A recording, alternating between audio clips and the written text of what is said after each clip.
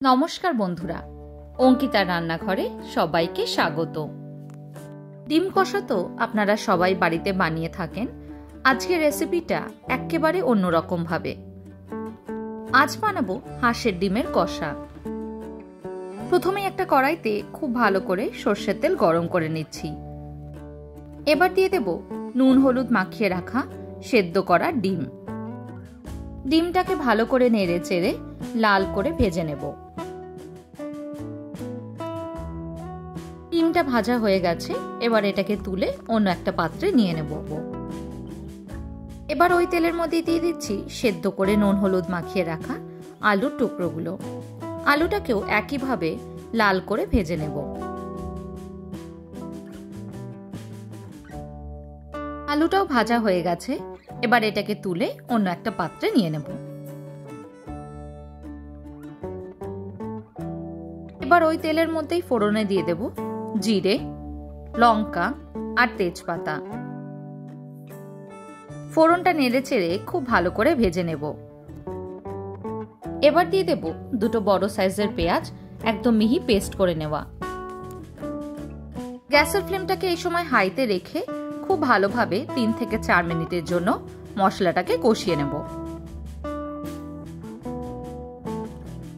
এবার দিয়ে দিচ্ছি রসুনের কোয়া। রসুনটাকে আমি কোনো রকমের বেটে আজ ব্যবহার করব না, একবার এইভাবে গোটা রসুন দিয়ে রান্না করে দেখবেন। আর দিয়ে দিচ্ছি 1 চামচ আদা বাটা। এবার গ্যাসের ফ্লেমটাকে মিডিয়ামে রেখে খুব ভালো করে মশলাটাকে সময় নিয়ে কষিয়ে নেব। মশলাটা খুব ভালোভাবে কষানো হয়ে গেছে, তার থেকে তেল ছেড়ে দিয়েছে। এবার দিয়ে দেব জিরে, হলুদ, লঙ্কার গুঁড়ো আর নুন। মশলাগুলোকে সব আমি 1 চামচ করে ব্যবহার করেছি। নুনটাকে আপনারা আপনাদের আন্দাজ অনুযায়ী দেবেন। আর দিয়ে দিচ্ছি অল্প একটুখানি গরম জল। এবার মশলাটাকে 4 থেকে 5 মিনিটের জন্য খুব ভালো করে লো ফ্লেমে রেখে কষিয়ে নেব। মশলাটা ভালো করে কষানো হয়ে গেছে, এবার দিয়ে দিচ্ছি 1 কাপ পরিমাণে গরম জল। গরম জলটাকে দিয়ে খুব ভালোভাবে নেড়ে চেড়ে ফুটিয়ে নেব। জলটা দেওয়ার সময় মাথায় রাখবেন একেবারে পুরো জলটা দেব না, অল্প অল্প করে দেব আর মশলাটাকে কষাতে থাকবো। পুরো জলটা আমার দেওয়া হয়ে গেছে, এবার খুব ভালোভাবে 4 থেকে 5 মিনিটের জন্য ফুটিয়ে নেব ঝোলটা। ঝোলটা ভালোভাবে ফুটে এসেছে, এই সময় দিয়ে দিচ্ছি আগে থেকে ভেজে রাখা ডিম আর আলুগুলো।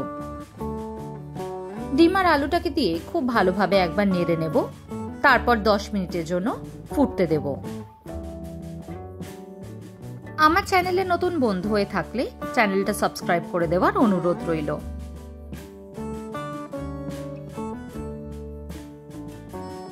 এইভাবে হাঁসের ডিমের কষা বানিয়ে গরম ভাতের সাথে সার্ভ করতে পারেন। বাড়িতে কোনো অতিথি আসলে এইভাবে ডিমের কষা বানিয়ে দিতে পারেন। যেহেতু ডিমের কষা বানাচ্ছি তাই ঝোলটা খুব বেশি রাখছি না। আজকের মতন এইটুকুই, আবার দেখা হবে নতুন কোনো রেসিপি নিয়ে। ভালো থাকবেন, সুস্থ থাকবেন। ধন্যবাদ।